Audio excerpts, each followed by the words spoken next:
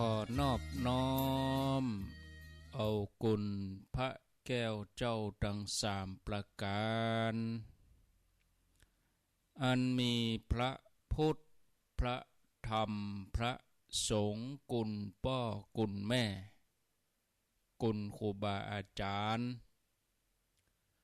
กุณศีลธรรมกรรมฐานจงมาปกห่มรักษาครูบาอาจารย์พระเจ้าพระสงฆ์ทุกรูปปกห่มรักษาป่อออกแม่ออกศรัทธาตั้นสาธุชนคนดีผู้สนใจใฝ่ในธรรมทุกท่านขอถวายความเคารพแสดงความนับถือพระมหาเถระพระเถรานุเถระเจ้าคณะพระสังฆาธิการครูบาอาจารย์เจ้าที่เปิดวิทยุฟังอยู่ที่วัดที่ว่าเวลานี้บ่ว่าจะเป็นหลวงป่อหลวงลุงตุพี่ตุน้องเพื่อนสหธรรม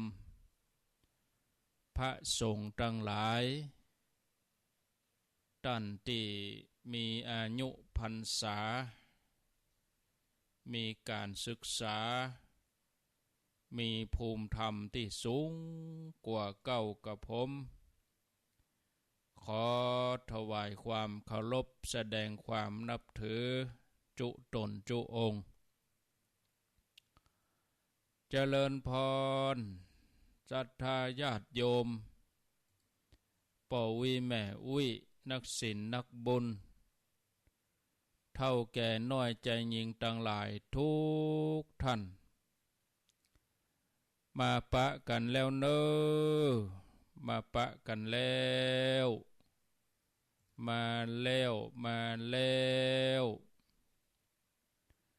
าปะกันในรายการสาระ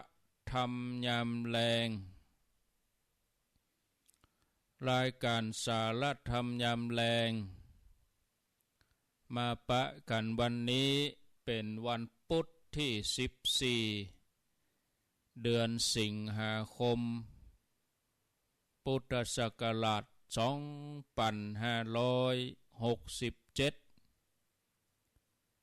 วันนี้เป็นวันเดือน11เหนือขึ้น10ค่ำเดือน11เหนือขึ้น10ค่ำพร่ำว่าเป็นวันพุธกลางสัปดาห์แล้วก็เป็นสัปดาห์กลางเดือนตัวนะศรัทธาญาติโยม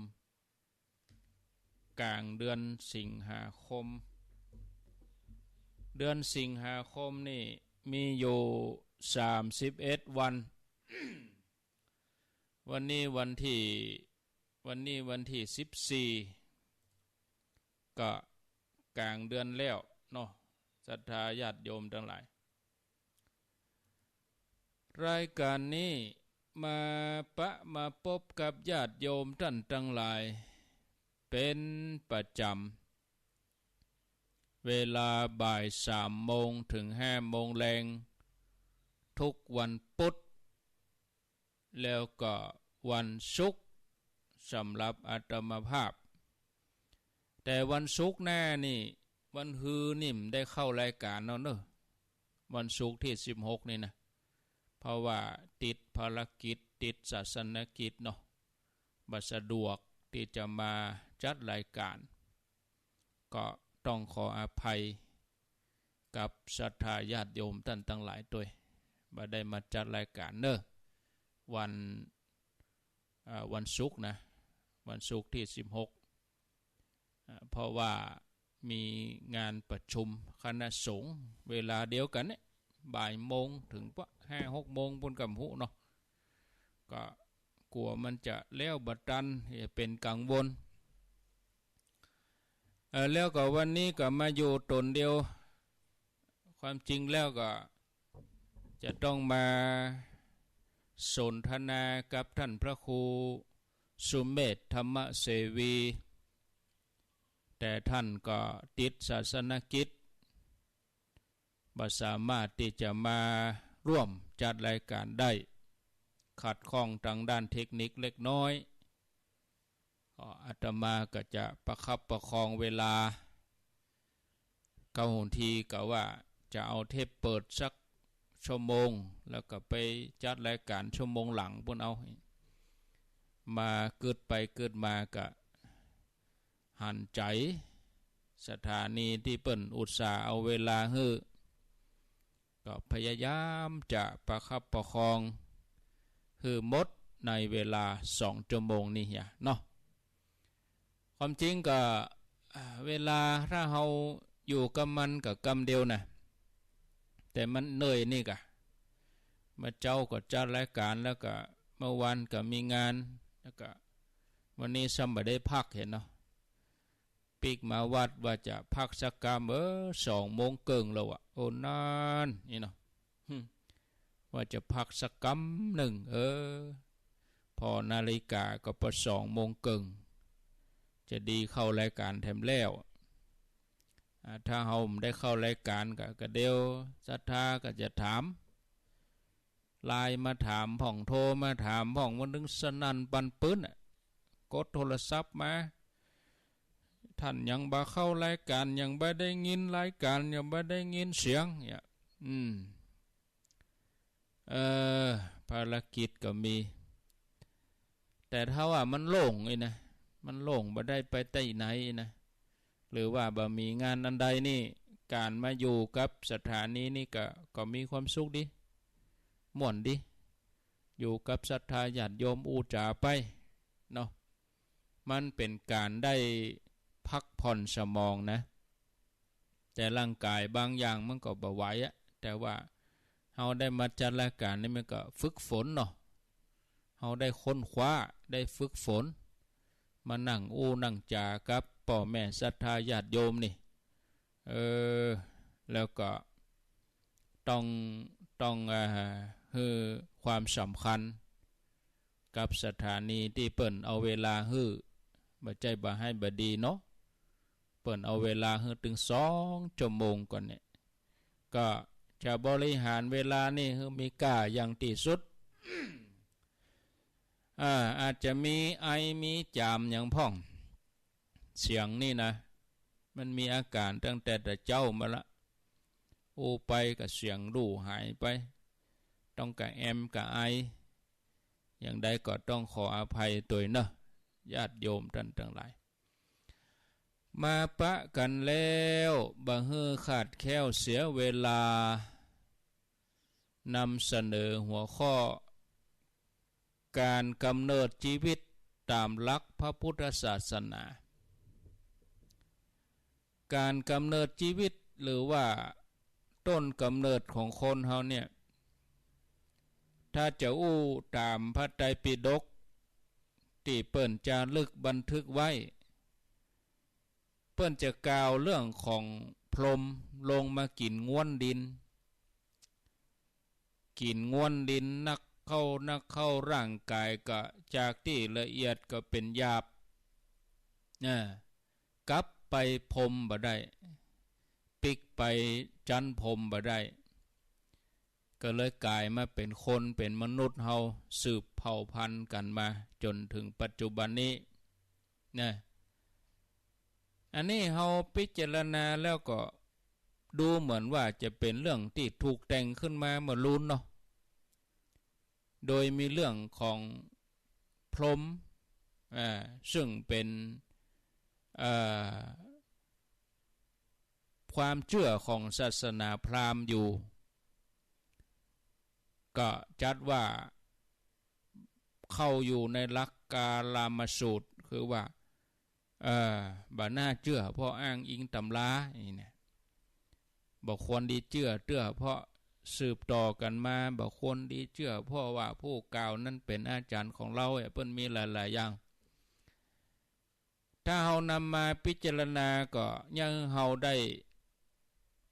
ใช้เอาก็คือว่าเลือกเอา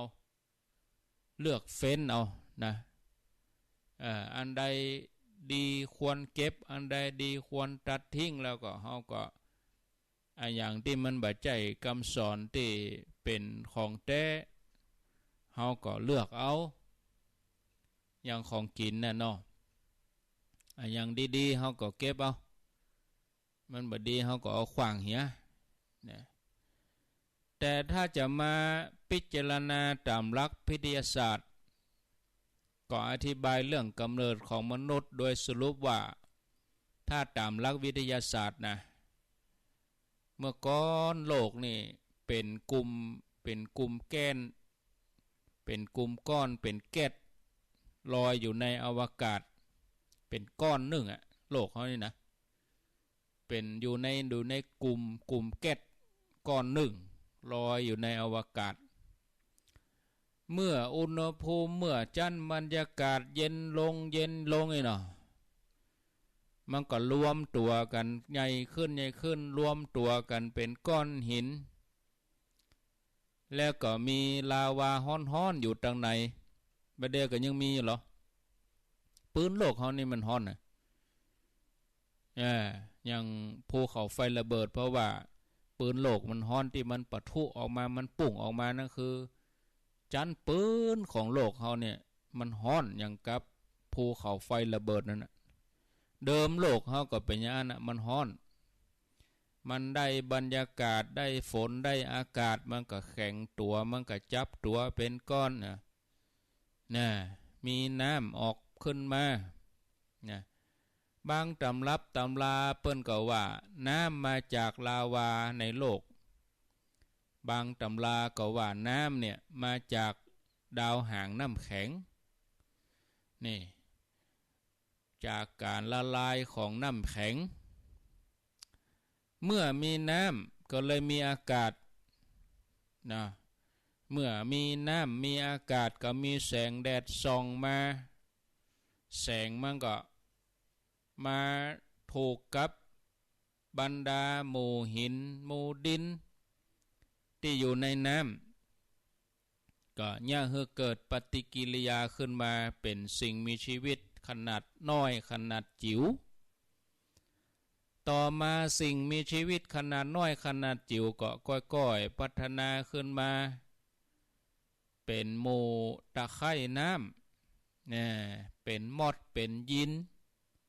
เป็นพืชในน้ำตะไคร่น้ำพืชในน้ำก็ค่อยๆพัฒนามาเป็นสัตว์น้ำต่างๆเนี่ยพืชในน้ำก็พัฒนาขึ้นมาเป็นพืชบนบกพัฒนาขึ้นมากำน้อยทนแรงต้านทานทนต่ออุณหภูมิเฮนี่ก็ใหญ่ขึ้นก็กลายเป็นต้นไม้เกิดป่าขึ้นมาเนาะหมู่สัตว์น้ำที่อยู่ในน้ำก็ค่อยๆพัฒนาขึ้นมาเป็นสัตว์บกแล้วก็พัฒนาเป็นสัตว์ต่างๆรวมจนถึงคนเฮานี่ตัวนี่นะอันนี้ตามหลักวิทยาศาสตร์เปิ้นอันนี้การพิจารณาตามเหตุตามผลของนักวิทยาศาสตร์เรื่องต้นกำเนิดของคนหรือมนุษย์เฮาก็บ่จำเป็นที่จะต้องเชื่อก็ได้เนาะเพราะว่ามันบ่ใช่เรื่องสำคัญนะแต่ถ้าเฮาจะพิจารณาตามหลักพุทธศาสนา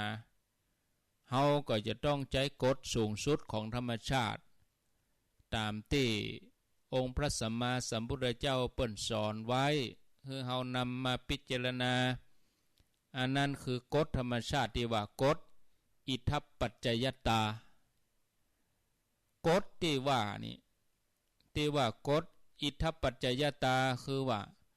สิ่งใดจะเกิดขึ้นมันต้องอาศัยสิ่งอื่นมาปรุงแต่งมันถึงเกิดขึ้นมามันอาศัยกันหรอสิ่งนี้เกิดสิ่งนั้นจึงเกิดนี่นะ มันจะเกิดขึ้นมาลอยๆบ่ได้มันต้องมีเหตุมีผลเมื่อเฮาพิจารณาเรื่องกำเนิดชีวิตตามหลักวิทยาศาสตร์ก็มาตรงกับกฎนี่แหละกฎอิทธปัจจยตาของพุทธศาสนาฉะนั้นเรื่องกำเนิดชีวิตตามหลักวิทยาศาสตร์ก็เลยเป็นเรื่องที่ก็น่าเชื่ออยู่เพราะมีเหตุมีผลมีความจริงมารองรับแต่เราต้องเข้าใจว่าพระพุทธศาสนานี่เปิ้นสอนเรื่องของการดับทุกข์นะเนาะฉะนั้นเฮาบ่จำเป็นจะต้องฮู้ก็ได้ว่าต้นกำเนิดชีวิตของเฮามาจากไหนเพียงแต่เฮาฮู้ว่าชีวิตของเฮากู้คนน่ะเกิดมาได้อย่างใดเต้าอี้ก็ย่างให้เกิดปัญญาหมอกพอให้พอดีที่จะนำไปใช้ประกอบในการปฏิบัติสมาธิเพื่อดับทุกข์แล้วเมื่อเฮาพอจากความจริงแล้วร่างกายของคนเฮาทุกคนเนี่ยเดิมทีนี่นะยังบ่มีอยู่ก่อนหรอมันไม่ใช่ว่าปุ๊บปั๊บเกิดขึ้นมาก็ต้องอาศัยพ่อแม่อยู่ร่วมกัน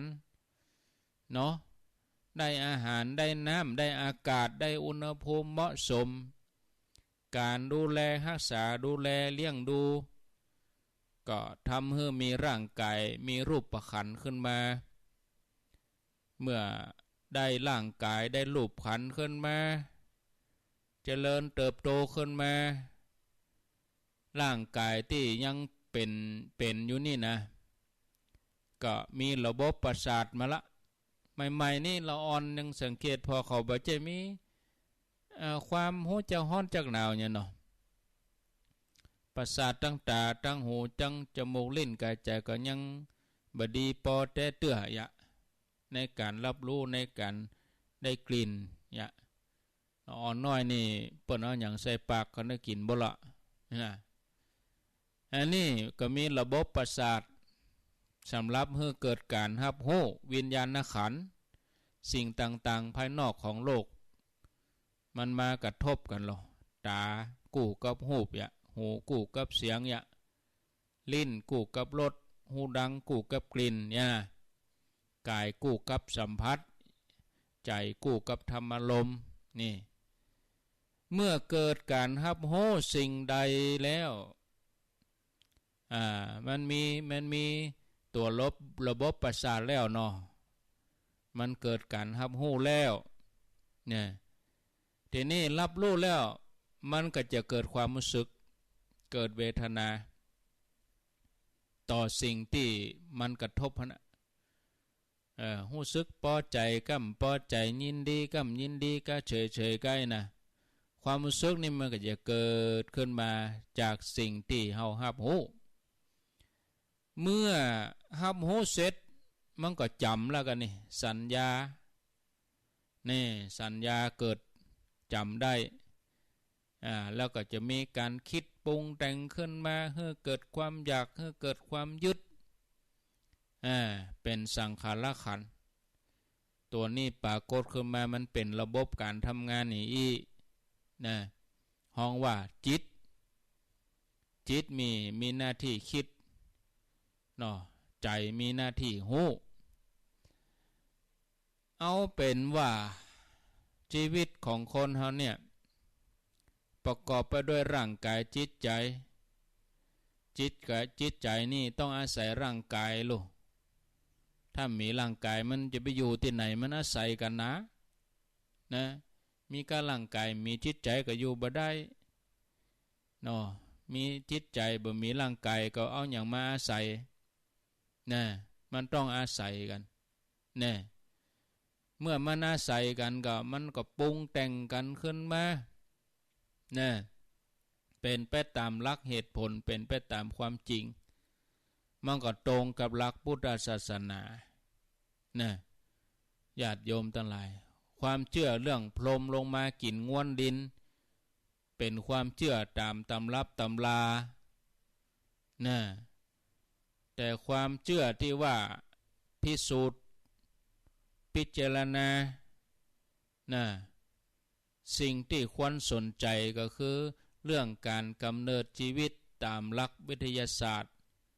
แล้วก็เรื่องการกำเนิดร่างกายจิตใจตามความเป็นจริงเพราะอันนี้คือการพอชีวิตให้เป็นไปตามความเป็นจริงมีปัญญากำกับเมื่อปฏิบัติได้ก็นำไปใช้ในการดับทุกข์ตามแนวอริยสัจสี่อันนั้นคือมรรคมีองค์8ก่อนที่เฮาจะมีความเชื่ออย่างอันใดเนี่ยความหันทิฏฐิของเฮาต้องเป็นสัมมาทิฏฐิจะไปเป็นมิจฉาทิฏฐิคือเฮาสัมมาทิฏฐิที่หันจริงนะในหลักคำสอนพุทธศาสนาเปิ่นให้พิจารณาให้ถูกต้องเข้าใจจะไปเชื่อผิดถ้าเชื่อผิดก็มันเป็นมิจฉาทิฏฐิเนาะคำว่าสัมมาทิฏฐิหรือว่าความหันถูกต้องตามหลักพุทธศาสนาก็คือเชื่อว่าตานที่ฮื้อแล้วมีผลนะโลกนี้โลกหน้ามีจริงบาปบุญคุณโทษมีจริงนะใครปฏิบัติกรรมดีก็ได้ผลดีตอบแทนอันเนี้ยเป็นสัมมาทิฏฐิแต่ถ้าเป็นมิจฉาทิฏฐินี่ก็คือตรงกันข้ามเนาะแต่ในความจริงนั่นความเชื่อมูนี้ญาติโยมทั้งหลายมันต้องเกิดจากการได้พิจารณาใจเวลานะเนาะก่อนอื่นเราต้องเข้าใจเสียก่อนว่าสัมมาทิฏฐิหรือว่าความหันที่ถูกต้องในทางพุทธศาสนาน่ะเปิ่นมี2ระดับคือความหันถูกต้องระดับเจ้าบ้านที่ห้องว่าโลกิยะแล้วก็ความหันถูกต้องระดับสูงระดับพระอันนี้เปิ่นห้องว่าโลกุตระนะโดยความหันที่ถูกต้องระดับเจ้าบ้านนั่นน่ะเป็นความเข้าใจตามเจ้าบ้านตามความเชื่อที่มีกันอยู่บ่ได้เป็นความเชื่อความเข้าใจเป็นไปตามความจริงของธรรมชาติก็คือเป็นการยอมโอนอ่อนผ่อนตามความเชื่อเพื่อจะเอาใจจะได้บักคัดแย้งจะได้บักคัดใจเนี่ยบางทีมีไผ่แปลงความเชื่อชุดนี้มาแล้วมันถูกกับกิเลสของคนนี่มันก็ไปด้วยกันนะมันหูจุดหรอมันหูจักกิเลสนะโดยความหันที่ถูกต้องระดับเจ้าบ้านนี่ตามที่ได้อู้ไว้ก็มีในพระไตรปิฎกเหมือนกันนะความหันความเชื่อว่าทานแล้วบริจาคแล้วมีผลการปูจาคนที่ควรปูจามีผลการปูจายันมีผลโลกนี้มีโลกหน้ามีเทวดานางฟ้ามีคนปฏิบัติดีปฏิบัติชอบจนหลุดพ้นแล้วก็มีจริงอันนี้เป็นความเชื่อในระดับเจ้าบ้านความเชื่อนี่ความเชื่อหรือว่าความหันที่ถูกต้องระดับเจ้าบ้านนี่เขาก็มาพิจารณาแหมหลายชั้นแต่ถ้าเป็นความเชื่อที่ระดับสูงขึ้นมาแถมเป็นห้องว่าโลกุตระเนี่ยคือเฮาพิจารณาขึ้นมาแถมน้อยเนาะพิจารณาอย่างใดศรัทธาญาติโยมพิจารณาว่าหันความเข้าใจถูกต้องของชีวิตนะคือเขาเข้าใจว่าชีวิตคืออันยังเกิดมาได้อย่างใดตายแล้วไปไหนอันยังคือสิ่งที่มีคุณค่ามีประโยชน์สูงสุดสำหรับชีวิตเฮาแล้วเฮาควรปฏิบัติอย่างใดถึงจะย่างให้จิตใจเฮาบ่มีทุกข์นี่อันนี้เป็นความหันต่างพระพุทธศาสนาความหันที่เป็นไปตามความเป็นจริงความหันตามแนวพุทธศาสนาเปิ้นฮ้องว่าปัญญามันเป็นปัญญา ปัญญาคือความหอบหู้ในสิ่งที่ควรหู้ตัวปัญญาเนี่ยนะศรัทธาญาติโยมติเนี่ยคือเฮาพ้นจากทุกข์ตามหลักอริยสัจสี่ของพระพุทธศาสนาปัญญาหรือว่าความหันที่ถูกต้องอย่างใดก็คือว่าเข้าใจในเรื่องของชีวิตในโลกระดับขึ้นมายกขึ้นมาก็จะช่วยให้เราเกิดความเข้าใจในชีวิตเป็นไปตามความเป็นจริงของธรรมชาติเนี่ยมันจะส่งผลต่อจิตใจของเราเนาะปัญหาที่ใหญ่หลวงที่สุดสำหรับคนเราก็คือความทุกข์ส่วนปัญหาที่ใหญ่หลวงสำหรับโลกนี้ที่เปิ้นฮ้องว่าวิกฤตการณ์เนี่ยฉะนั้นสิ่งที่มีประโยชน์หรือว่ามีคุณค่าสำหรับเฮาก็คือเฮาบ่มีทุกข์นั่นเนาะส่วนสิ่งที่มีประโยชน์มีคุณค่าสำหรับโลกคือกู้ชีวิตบนโลกเนี่ยคือสันติภาพคือความสงบสุขที่โลกต้องการบ่เดือดร้อนกันบ่มีสงครามบ่มีภัยพิบัติอีนะอันนี้ตามที่โลกต้องการ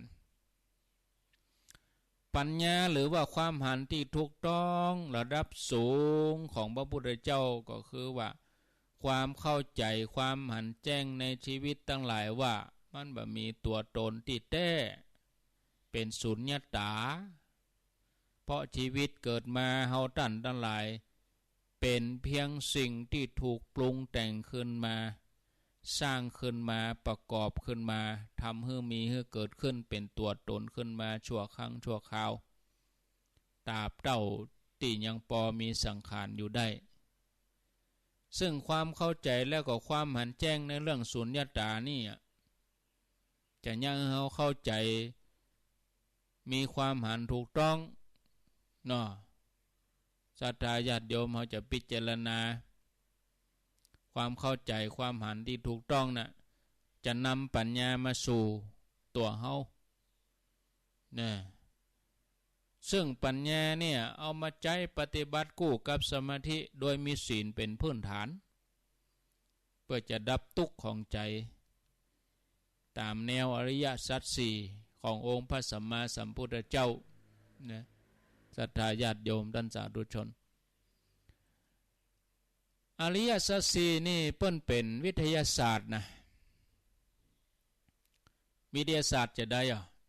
เปิ้นเริ่มต้นเอาทุกข์ขึ้นมาทุกข์สมุทัยนิโรธมรรคนี่นะ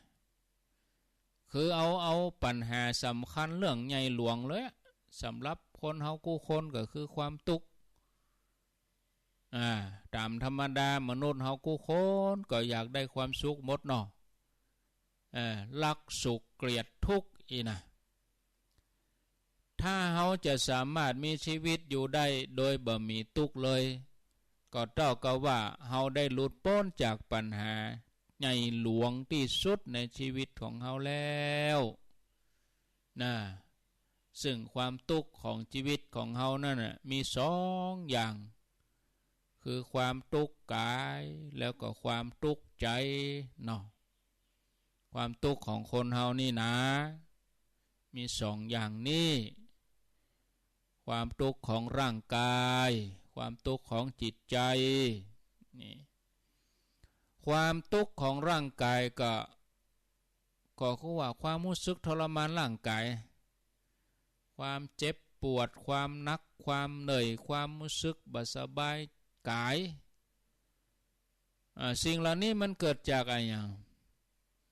เกิดจากความหิวก็แม่นเกิดจากความกระหายความหนาวความร้อนแห้งกดแห้งดึงจากพยาธิมาเบียดเบียนคุยโรคภัยไข้เจ็บอุบัติเหตุต่าง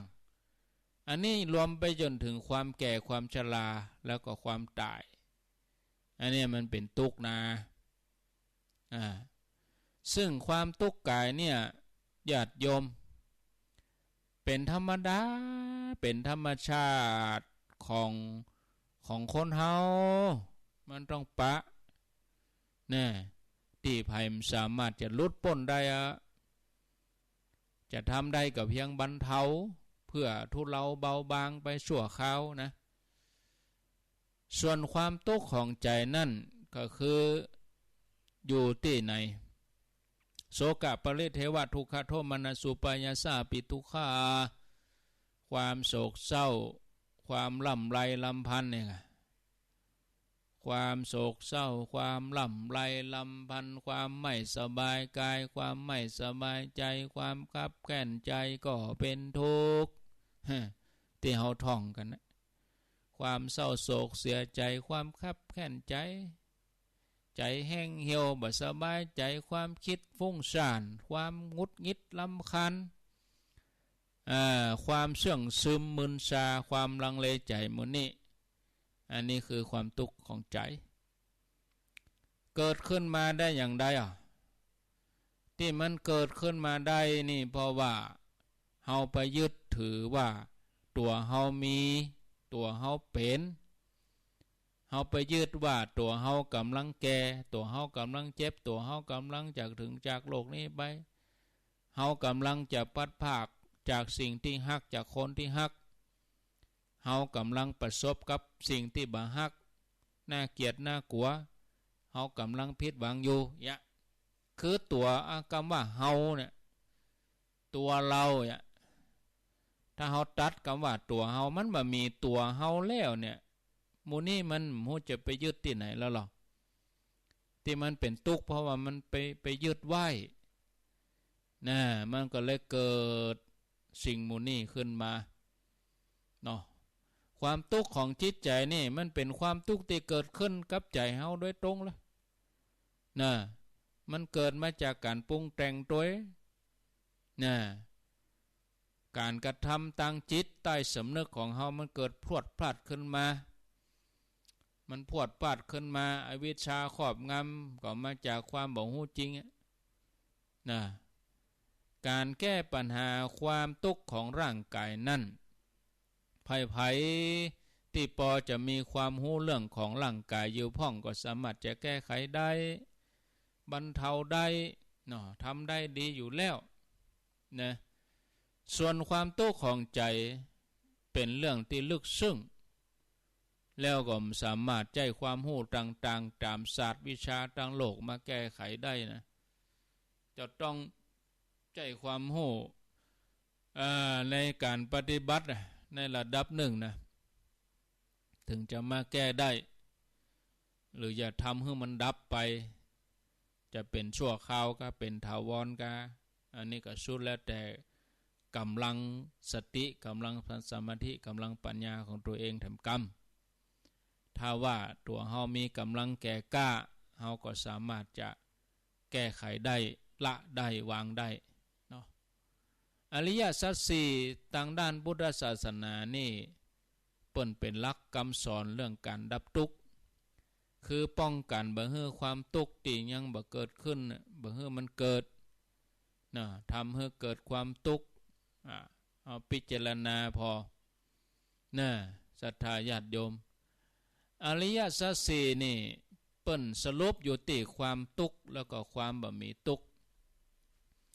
โดยความทุกข์ก็เกิดมาจากอวิชชาปรุงแต่งจิตใจให้เกิดความยึดมั่นถือมั่นส่วนความบ่มีทุกข์ก็เกิดจากการปฏิบัติปัญญาเป็นความหอบหู้ว่ามันบ่มีตัวตนเฮาอยู่แต่สมาธิก็คือเกิดจากจิตบริสุทธิ์ตั้งมั่นโดยมีศีลเป็นพื้นฐานจนยั้งให้อวิชชาอันความบ่ฮู้แล้วก็ความยึดมั่นถือมั่นนี่มันดับไปหายไปจะยังชั่วคราวก็จะยังถาวรก็อันนี้ก็แล้วแต่กำลังแห่งกรรมเนาะมันอาจจะบ่ได้หายไปนะแต่หมอกเอาเป็นเจื้อไว้หั่นหมอกเอาไว้เจื้อไว้หั่นหน่อยฝังไว้หั่นหน่อยก็ยังแควนเนาะนี่ศรัทธาญาติโยมหลักคำสอนที่ว่าความทุกข์ในอริยสัจสี่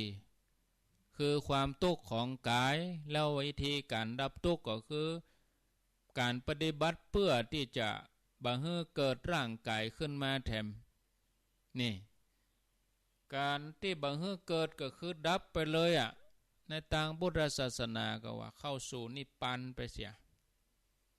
นิพพานก็คือว่ามันมีแล้วจะมาตุกมาแก่มาเจ็บมาตายจะต้องมาดิ้นรนทุรนทุรายอย่างนี้นะมันมีแล้วเรื่องศีลนั้นเป็นเรื่องง่ายๆเพียงแต่เฮามีเจตนาที่จะบ่ไปเบียดเบียนชีวิตทรัพย์สินไผเนาะการตั้งใจอยู่ดีๆปฏิบัติต่ออีเฮาก็มีศีลเนาะส่วนเรื่องสมาธินั่นเพียงแต่เฮาตั้งใจในการเกิดการการกระทำพิจารณาเอาสติกำกับอยู่ตลอดเวลาจนจิตสะอาดจนจิตเป่งบริสุทธิ์เนี่ยจิตว่างบริสุทธิ์ตั้งมั่นอันเนี้ยสมาธิจะเกิดปัญญานี่เป็นเรื่องที่เฮาจะต้องกึศพิจารณาในเรื่องของชีวิตโดยใจเหตุใจผลจากร่างกายจิตใจของเฮาเนี่ยเอาปัจจุบันเนี่ยนะจนเกิดความเข้าใจให้แจ่มแจ้งชัดเจนไปเลยว่ามันมีตัวตนเฮาอยู่แต่รู้อันยังบ่ใช่ของเฮาสักอย่างแต่รู้เนี่ยถ้าเฮาแปลงใจขึ้นมาในระดับนี้ได้นะก็จะทำให้เฮาเกิดความเข้าใจที่ถูกต้องในชีวิตเป็นไปตามโลกเป็นไปตามความเป็นจริงเมื่อเฮาเข้าใจอย่างถูกต้องอย่างนี้แล้วเฮาก็จะต้องเอาความเข้าใจนั่นน่ะมาลงมือเข้าใจแล้วก็ลงมือหรอลงมือปฏิบัติคือค้นหาความจริงว่ามันถูกต้องก็อันนี้คือการพิสูจน์หาความจริงแล้วมันถึงจะแจ้งถ้ามลงมือมันก็บ่แจ้งนะแต่ถ้าเฮาบ่ใจหลักวิทยาศาสตร์ไปใจความเชื่อแตนเชื่อตามคนนั้นเชื่อตามคนนี้เชื่อตามตำราบางทีมันนี่มันก็ผิดไปก็มีนะถ้าเฮาไปเชื่ออย่างนั้นเฮาก็มีวันจะเกิดความแจ้งความชัดเฮาก็มีวันที่จะเกิดความเป่งเฮาก็บ่มีทางจะพบปัญญาความเข้าใจที่ถูกต้องเพราะความเชื่อนั้นมันบ่มีเหตุผลแล้วบ่มีอะไรอย่างมารองรับมันบ่มีจริงนะก็ยากให้เฮาสามารถที่จะพิจารณาให้เกิดความเข้าใจตามหลักอริยสัจสี่ได้นะเป็นอันว่าศรัทธาญาติโยมหลักอริยสัจสี่ตามแนวพุทธศาสนานะก็เหมือนหลักวิทยาศาสตร์คือมีเหตุมีผลพิสูจน์ได้เป็นหลักที่มีประโยชน์สูงสุดสำหรับมนุษย์เราทุกคนเพราะเป็นหลักที่เอาไปใช้ในการแก้ปัญหาสำคัญอันได้แก่ความทุกข์ของใจของเฮาที่เกิดมาจากกรรมนะที่มันลุมเล้าที่มันประเดประดังเข้ามาในชีวิตของเฮานี้เนาะ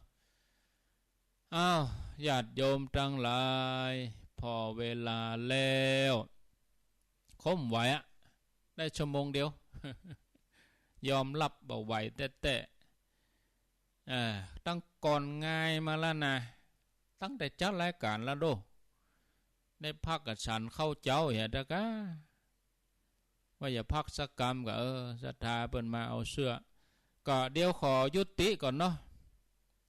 เสื้อนี่หมูไก่นี่คือมาเอาวันที่20พุ่นเอาเด้ออันยุ่งหัวเหรอช่องนี้ตมาขอจัดส่งไปให้เปิ้นที่อยู่ไก่ก่อนเนาะอันนี้แก้ไขกรรมก่อนนะแก้ไขแก้ข่าวหมูไก่นี่ถ้ามาเอาเตือนนะวันนี้แล้วก็แล้วไปมาอยู่4คณะ5คณะแล้วก็เอาไปบุละหมู่อื่นที่ฟังอยู่บ่ต้องมาเอาเตือเพื่อมาเอาวันที่20เอา21ปุ่นนะตั้งนี้ไปขอเวลาสัก 4-5 วันขอจัดอันหยังให้มันเข้าตีเข้าตางจะส่งให้คนที่เปิ้นอยู่ไกลเฮียก่อนถ้าเฮาหมู่ใกล้เฮานี่เฮามาสุ่นเอามัน คุยครัวอาตมา เตะวุ่นว่าวุ่นวายมันเดี๋ยวนี้เป็นบะแลมแต้มแตะไปเห็นแล้วเอาติดแล้วก็แล้วไปเนาะขออภัยอาตมาขออนุญาตจัดส่งให้หมู่ที่เปิ้นอยู่ไกลแล้วก่อนภายในอาทิตย์นี้เนาะบ่เกินวันที่20นะจะทยอยส่งไปก็ไปถึงบ้านส่งวันพุธก็วันจันทร์วันการนี่ถึงนะแล้วหมู่ที่อยู่ใกล้เนี่ยเพิ่งมาเอาวันที่21ปุ่นเอาเนาะเอาไปซัก21 22ก็ตันอยู่หรอมันต้องฝังมาเอาเถื่อมันยุ่งหัวขอแก้ไขกันแต่ว่าที่มาเอาแล้วมันเป็นหยะแล้วก็แล้วไปเหียนะแล้วไปโอ้ยุ่งมาพร้อมกันเนี่ยปรบกวนหัวปทจังใดก็ดีเนี่ยนะมาแล้วก็มาเป็นระบบยุ่งครัวแล้วมันซับสนไปหมดเอาครัวเอานั่นไปใส่กล่องนั่นไปใส่กล่องนี้อันนี้ก็ขอระงับก่อนไผที่จะมาเอาวันพุธวันฮือบัดถ้ามาเอาเตื้อเนาะคือมาเอาวันที่20ปุ่นก่อนเด้อหมู่ที่อยู่ใกล้อาตมาขอส่งไปให้หมู่ที่เปิ้นอยู่ไกลก่อนหมู่ที่อยู่ใกล้ยังบ่ต้องมาเอาเตื้อให้เข้าใจตามนี้เด้อนะก็มาอันยุ่งเนาะ